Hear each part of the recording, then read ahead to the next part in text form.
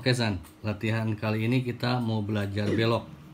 Kemarin anggap kita udah bisa hover, jadi seimbang di atas gitu. Udah seimbang, bisa naik, turun dan tidak guling. Sekarang kita latihan membelok. Biar tidak bingung. Iya. Nah, sekarang kita anggap kita dalam posisi seimbang, maju, ini pakai pitch, maju. Kemudian bagaimana cara beloknya? Beloknya itu kita pakai yang ini, yang sebelah kiri, kayak yaw. Misalnya ke kiri, dia ke kiri, ke kanan, dan usahakan dalam ketinggian yang sama. Jadi dalam kondisi kita hover atau maju dalam kecepatan yang rendah, ketika kita belok ke kiri atau ke kanan itu cukup pakai ini yaw saja.